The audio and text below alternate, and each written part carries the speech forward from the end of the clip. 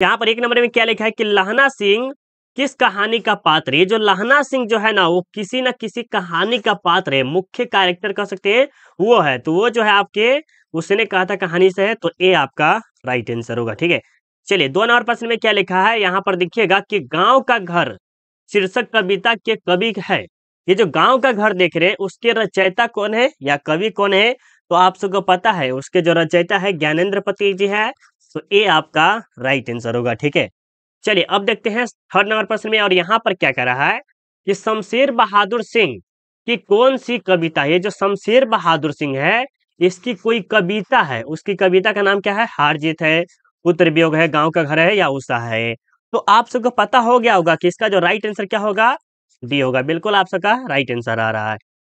चलिए 4 नंबर में देखिए क्या लिखा है कि गजानन माधव मुक्ति बोध के रचयिता है। ये जो गजानन माधव मुक्ति बोध के जो रचयिता कहें या लेखक कह सकते हैं या कविता कौन है, तो ये जो है जन जन का चेहरा एक जो देख रहे हैं, वो आपका राइट आंसर है। अभी तक आपने कितना 4 में 4 सही किए हैं ना। बिल्कुल, अगर आपने सही किए हैं 4 में 4, तो प्लीज एक बार लाइक कर दीजिएगा, और अपने दोस्तों को जितना शेयर करना हो उतना शेयर कीजिए। अगर आप जितना शेयर करेंगे ना, हम उतना ही जल्दी आप सबके लिए टेस्ट सीरीज लाएंगे, जिसमें से अगर आप अच्छा खासा स्कोर करते हैं तो आपके लिए बेस्ट माना जाएगा, और उसमें अगर होगा तो टेस्ट सीरीज में आपके लिए गिफ्ट रहेंगे, जिसमें आपको बहुत ही कुछ मिलने वाला है। ठीक है, तो जितना आप शेयर करेंगे, जितना ज्यादा स्टूडेंट रहेंगे, उतना ही आपके लिए काम करेंगे। ठीक है, 5 नंबर में देखिए क्या लिखा है कि हंसते हुए मेरा अकेलापन के लेखक कौन है। ये जो हंसते हुए देख रहे हैं, उसके लेखक कौन है, तो आप सबको पता है, ओम प्रकाश वाल्मीकि या मोहन राकेश या मल्लेश या भगत सिंह। तो फटाफट बता दीजिए। बहुत अच्छा, 5 का जो राइट आंसर होगा वो आपका सी होगा। क्या होगा, सी होगा। अब देखिए यहाँ पर 6 नंबर में क्या कह रहा है कि अधिनायक कैसी कविता है। ये जो अधिनायक हो, वह कैसी कविता है। ठीक है, अधिनायक जो रघुवीर सहाय के द्वारा लिखा गया है, वह एक प्रकार की कैसी कविता है, तो वो जो है आपके व्यंग्यात्मक कविता है, जो कि बी आपका राइट आंसर है। ठीक है, चलिए अब देखते हैं 7 नंबर प्रश्न में क्या करा है कि जो अशोक वाजपेयी देख रहे हैं ना, उनका जन्म कहाँ हुआ था। अशोक वाजपेयी का जन्म जो हुआ था बिहार में, उत्तरांचल में, या उत्तर प्रदेश में, या छत्तीसगढ़ में। तो आप सबको पता चल गया होगा कि जो अशोक वाजपेयी है, उनका जो जन्म हुआ था वो छत्तीसगढ़ में हुआ था। तो डी आपका राइट आंसर होगा। ठीक है, चलिए अब यहाँ पर देखिए 8 नंबर में क्या लिखा है कि मोहन राकेश का जन्म कब हुआ था। ये जो मोहन राकेश है, उनका जन्म कब हुआ था, तो ये जो हुआ था, आप सबको पता है ना, ये हुआ था 1925 में। ये भी आप याद रखिएगा, वेरी वेरी इंपॉर्टेंट प्रश्न है। इस प्रश्न से ज्यादा खास कर ये आने का ज्यादा चांस है, क्योंकि जो जन्म, देखिए याद रखिएगा, जन्म और मृत्यु, ये बहुत ही ज्यादा आपके बोर्ड एग्जाम में पूछे थे, और लेखक के नाम, ये 3 चीज इतना इंपॉर्टेंट है कि आपके देख लेते, तीनों अगर समझ जाते हैं तो आपके बोर्ड एग्जाम में 10 नंबर प्लस आ जाएंगे। कितना, 10 नंबर प्लस आ जाएंगे। अगर आप चाहते हैं कि जन्म, मृत्यु और लेखक के नाम अगर पर ट्रिक लाए, तो आप सही इस वीडियो में जरूर कमेंट करेंगे। ठीक है, अगर आप चाहते हैं तो कमेंट जरूर कीजिएगा। ठीक है, चलिए अब देखिए यहाँ पर क्या कह रहा है कि जूठन के हेड मास्टर का नाम क्या था। अब आप सब बताइएगा कि जूठन के लेखक कौन है। ये जो जूठन के लेखक जो है, आपको पता है कि ओम प्रकाश वाल्मीकि है। कौन है, ओम प्रकाश। ये भी हम याद दिलाते चलते हैं ताकि आपको अच्छा रहे। वाल्मीकि, थोड़ा सा कोई दिक्कत होगा तो लिखने में कोई दिक्कत नहीं है। तो इसके जो हेड मास्टर का नाम क्या था, वो था कलीराम। तो ये आपका राइट आंसर होगा। ठीक है, याद रखिएगा। अब देखिए आपके सामने 10 नंबर में क्या लिखा है कि तिरिछ के रचनाकार कौन है। तिरिछ जो देख रहे हैं, उसके रचनाकार जो है, आपको पता है ना, तिरिछ के रचनाकार जो है आपके उदय प्रकाश जी है। तो बी आपका राइट आंसर होगा। ठीक है, चलिए 11 नंबर में देखिए क्या लिखा है कि जय कृष्ण मूर्ति किस रूप में देखे जाते हैं। ये जो जय कृष्ण मूर्ति है, वो किसी न किसी रूप में देखा जाते हैं। जैसे देखिए बुद्ध भगवान हो गए, वो अलग नजरिया से देखा जाते हैं। उसी प्रकार जो जय कृष्ण मूर्ति जो देख रहे हैं, वो किस रूप में देखा जाते हैं, तो वो जो देखे जाते हैं दूसरे बुद्ध के रूप में देखे जाते हैं। मतलब पहले हो गया बुद्ध भगवान, ठीक है, और उसके फर्स्ट नंबर पे हो गया, और उसके बाद सेकेंड नंबर पे कौन है, तो ये हमारे जय कृष्ण मूर्ति जी है। ठीक है, याद रखिएगा। अब यहाँ पर देखिए 12 नंबर में क्या करा है कि तुलसी का बचपन का नाम क्या था।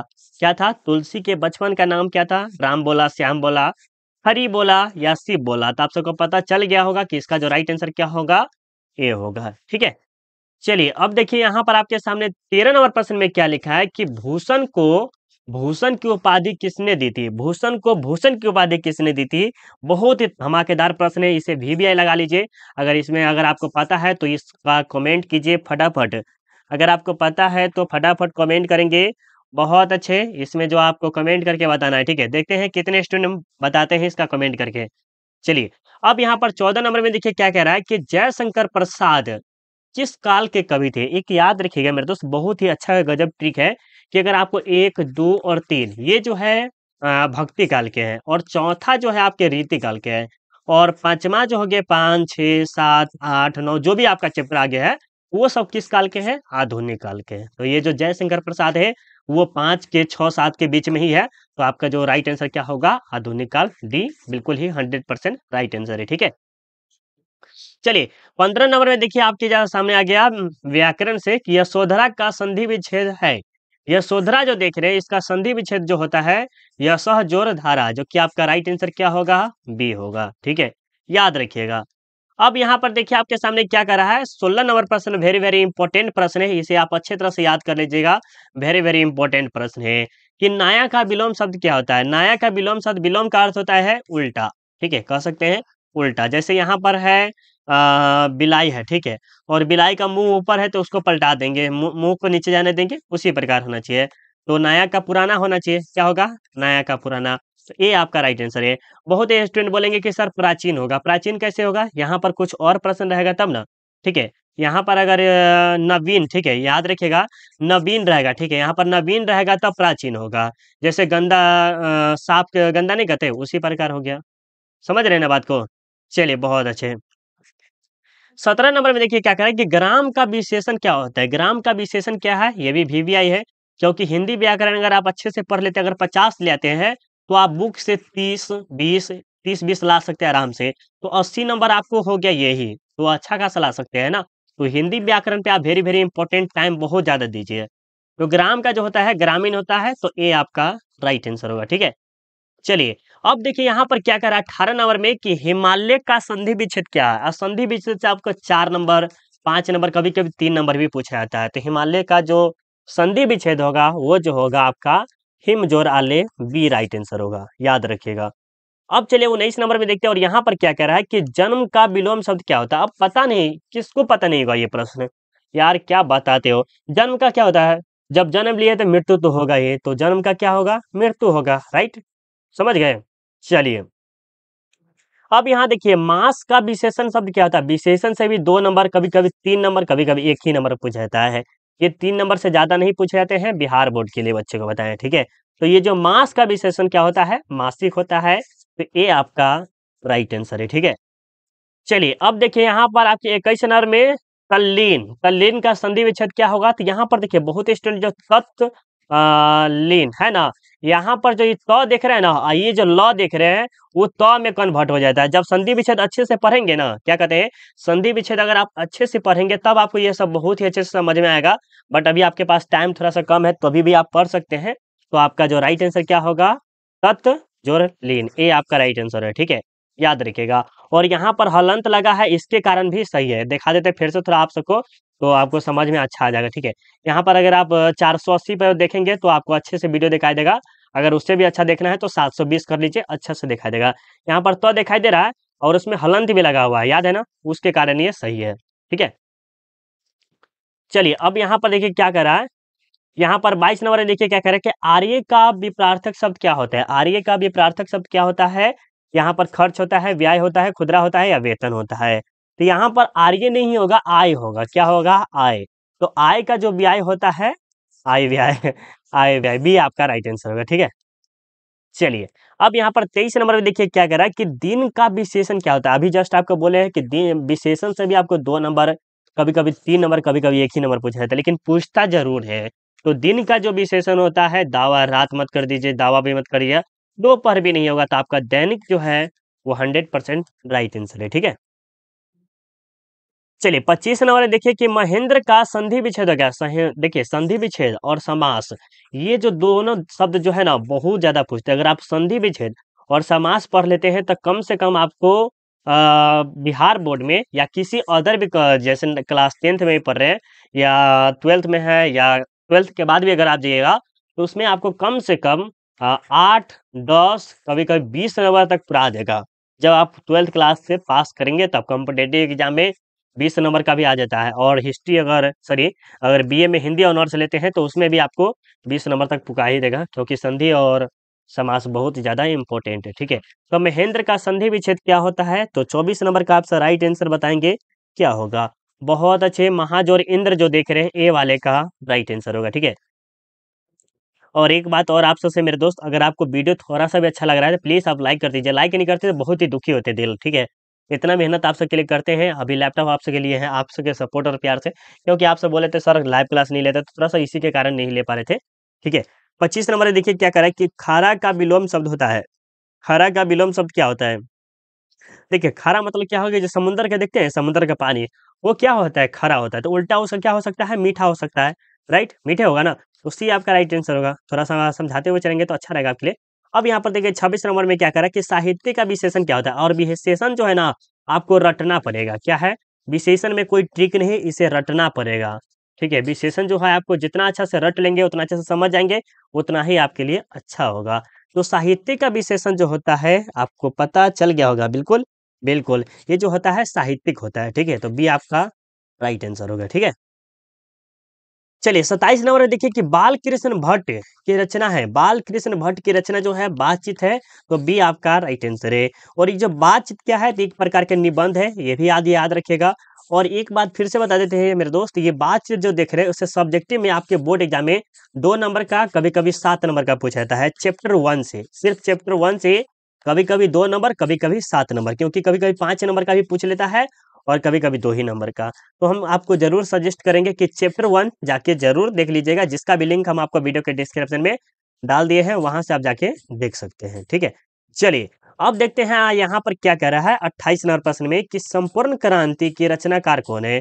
संपूर्ण क्रांति के लेखक कौन है? इसके रचयिता कौन है? ये पूछा जा सकता है। तो आप सबका जो राइट आंसर क्या है? जयप्रकाश नारायण जी है, जो कि आपका सी राइट आंसर है। कभी कभी पूछा जाता है कि जो संपूर्ण क्रांति है वो कहाँ पर हुआ था? तो पटना में हुआ था। कहाँ पर? पटना के गांधी मैदान, ये भी याद रखिएगा। कब हुआ था? तो 1974 में हुआ था। किसके द्वारा हुआ था? तो जयप्रकाश नारायण के द्वारा हुआ था।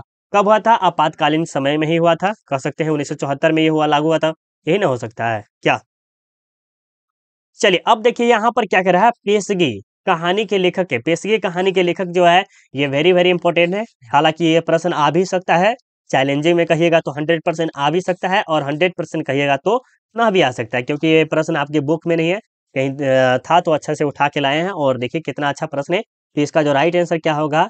हेनरी लोपेज जो देख रहे हैं वो आपका राइट आंसर है। ठीक है, चलिए अब यहाँ पर देखिए क्या कह रहा है कि कबीर किस काल के कवि है? तो आपको जस्ट अभी पहले बताए हुए थे कि चैप्टर 1, 2 और 3 और 4 जो है आपके रीति काल का है। बाकी जितने भी चैप्टर आपको मिले वो आधुनिक काल का है। तो ये जो कबीर जो है ये चैप्टर 1 में नहीं है, 2 या 3 में शायद है। ठीक है, 2 या 3 में से कबीर है। तो ये जो किस काल के है? भक्ति काल के हुए। ठीक है, तो बी आपका राइट आंसर है ना। बहुत अच्छे, गजब, आपको समझ में आ रहा है ना? अगर आपको समझ में आ रहा है तो प्लीज अप्लाई कीजिए, अपने दोस्तों को शेयर कीजिए, बस आप कुछ नहीं चाहिए। 31 नंबर में क्या लिखा है कि बरवे रामायण के रचयिता का रचनाकार कौन है? ये जो बरवे रामायण है इसके रचनाकार कौन है या रचयिता कौन है, ये भी पूछा जाता है।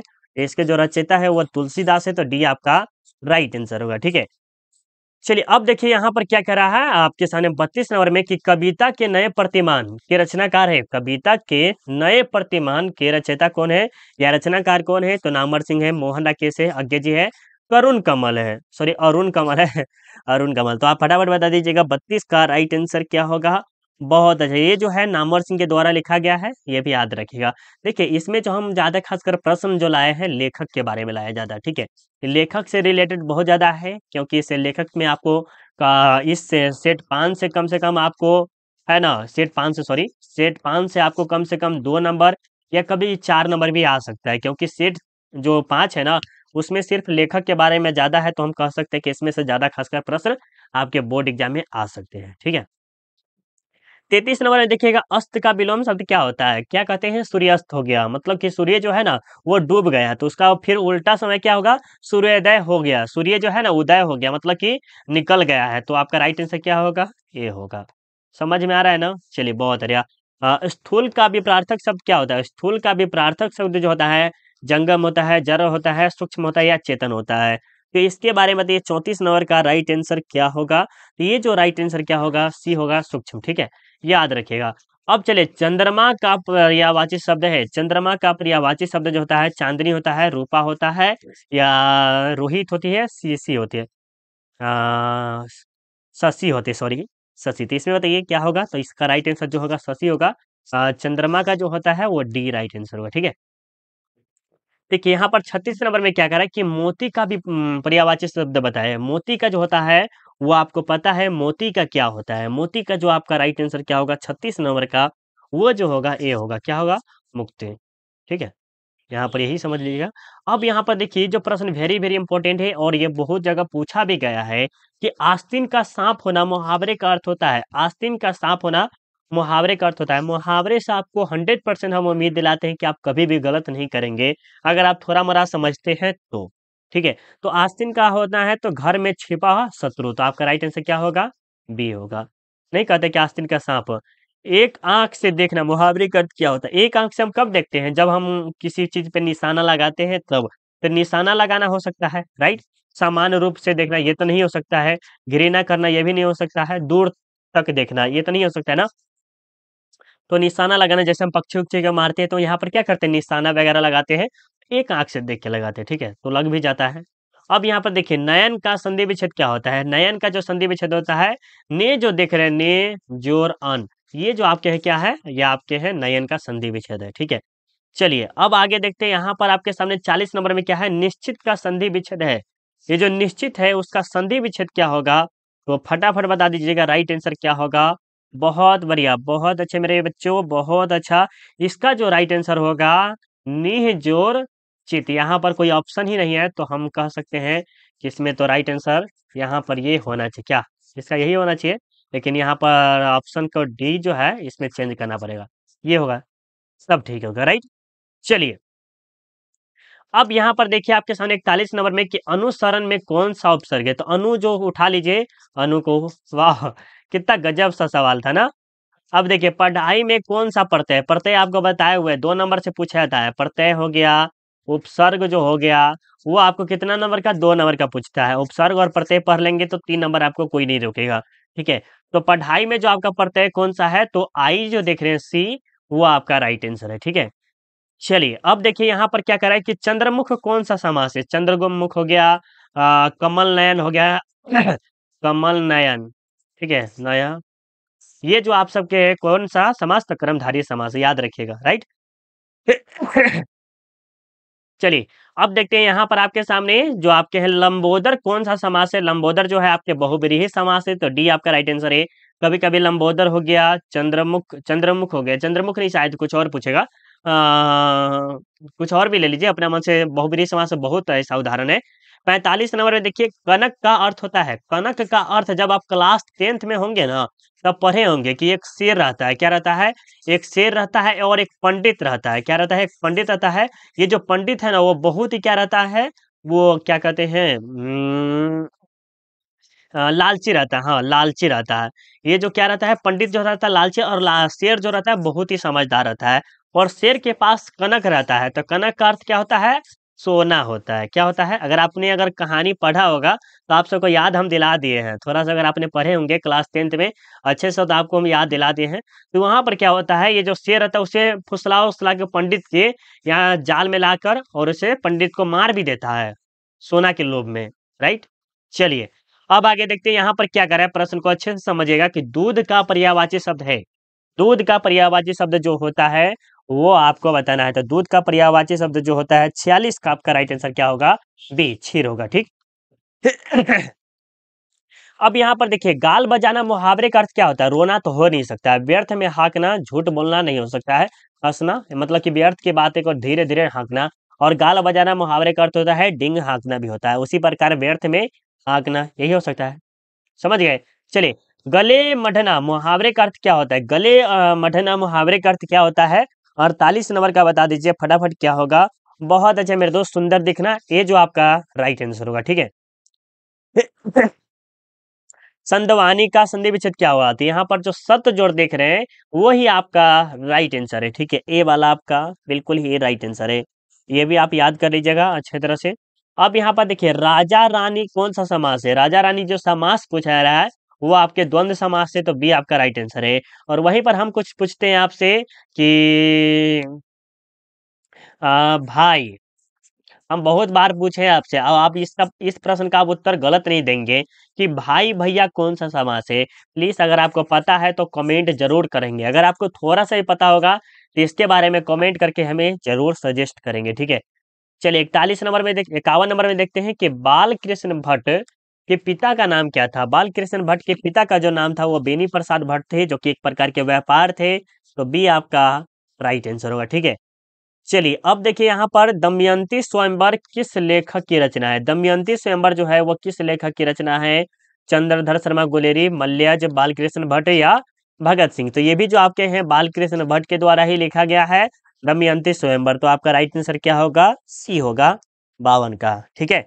चलिए अब देखिए आपके सामने 53 नंबर प्रश्न में क्या करा कि उसने कहा था कहानी है, उसने कहा था जो कहानी है वो किस पे है, युद्ध की कहानी है, बिल्कुल सही है। युद्ध पे तो 100% कहानी है। दिव्य प्रेम की कहानी, इसमें लव के बारे में बहुत ही अच्छे से चर्चा किया गया है।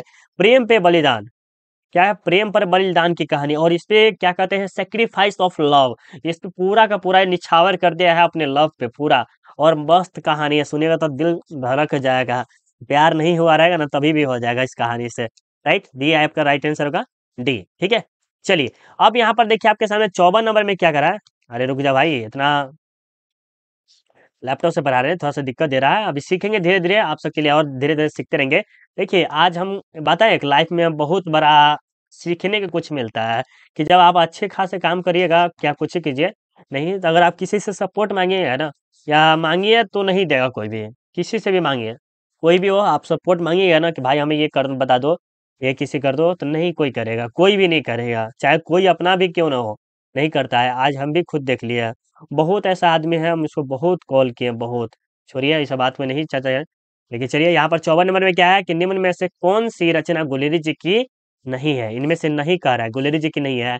तो वो जो है आपको पता है ना कि कौन सी नहीं है, तो हारे को हरि नाम जो है वो नहीं है, तो डी आपका राइट आंसर है। अब आप सब बताएंगे कि जो हारे को हरि नाम जो है इसके लेखक कौन है, हारे को हरि नाम जो है इसके लेखक कौन है, तो आप सबको पता है ना, बिल्कुल आपको पता है तो बता दीजिएगा। 55 नंबर देखिए कि जयप्रकाश नारायण के बचपन का नाम क्या था। जयप्रकाश नारायण के बचपन का जो नाम था वो था आपको बाउल नाम था, इसे बाउल बाउल बाउल नाम के पुकारा जाता था, सी आपका राइट आंसर है। और बाद में जो जवान हो गया और क्रांतिकारी लाए तो उसे लोक नायक के नाम से भी जाना जाता है, लोक नायक, ठीक है, लोक नायक के नाम से भी प्रसिद्ध हो गया कौन, जयप्रकाश नारायण। अब यहाँ पर देखिए 56 नंबर में क्या करा कि जीवन भर का एक शब्द होगा।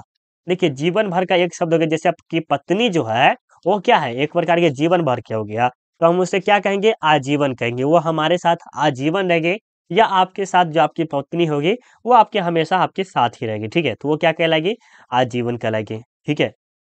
यहाँ पर देखिए जिससे किसी बात के न होने का बोध है, कोई व्यक्ति है और यहाँ पर व्यक्ति जिससे कोई बात करने का बोध ही नहीं हो रहा है, थोड़ा सा भी नहीं, तो हम इसे क्या कहेंगे, निषेधवाचक कहेंगे, राइट, सी आपका राइट आंसर होगा। अब देखिए आपके सामने 58 नंबर में कि आगमी शब्द का विलोम शब्द होता है, आगमी जो शब्द है उसका जो होता है विगत होता है, राइट आंसर क्या होगा, बी होगा, याद रखिएगा। अब यहाँ पर देखिए 59 नंबर में क्या करा है कि संवंत का संधि विच्छेद होगा, संवंत, तो समजोरवत, समजोरवत, यहाँ पर जो राइट आंसर क्या होगा, ये होगा।